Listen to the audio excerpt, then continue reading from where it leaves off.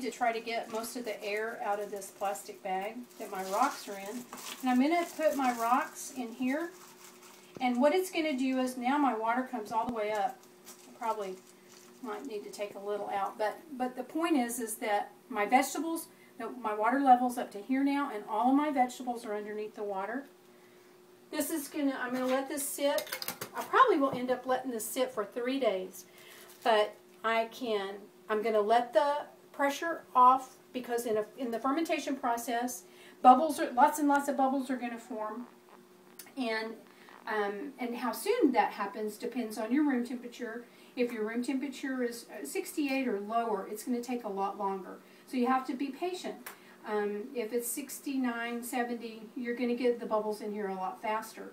Let the gas off, and taste your vegetables. Taste them. Make sure that they're at the level of fermentation that you like.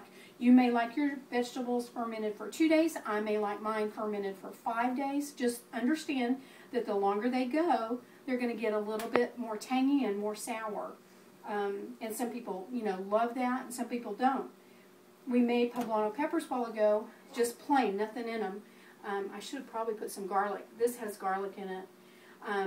I have some cauliflower, red bell pepper, and carrots that I did, and I put basil in that, sweet basil, and it turned out really good.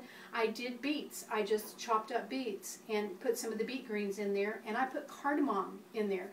To me, beets are a root vegetable. They tend to have a little more sugar in them than, say, an onion or a pepper. Because they're a root vegetable. Carrots are the same way. They have a certain sweetness to them. So I put cardamom in my beets, and I thought they turned out really, really good. My all-time favorite, of course, is sauerkraut. I didn't put any whey in here. I just used salted water, which is fine.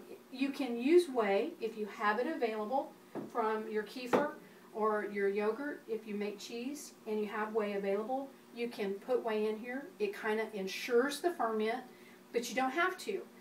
I did use whey in poblano peppers that we made earlier. It's really, if you want to, if you don't want to, it doesn't really matter. You can just use salted water. It's going to work. And you experiment with spices, experiment with all kinds of things in your ferments, and come up with some great ideas. I make my sauerkraut with just salted water, and I let my sauerkraut sit for 7 to 10 days. It turns really a real yellow, pale yellow color, and it's delicious. I love it. But I do let it go longer than most of the other ferments. But this is how easy it is.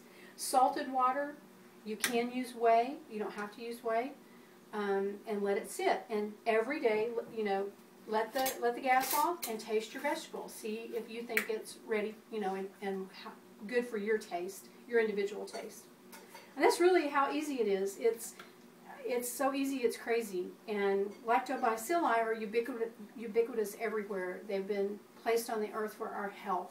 So you can have probiotic vegetables, probiotic milk, all kinds of wonderful probiotics for your health.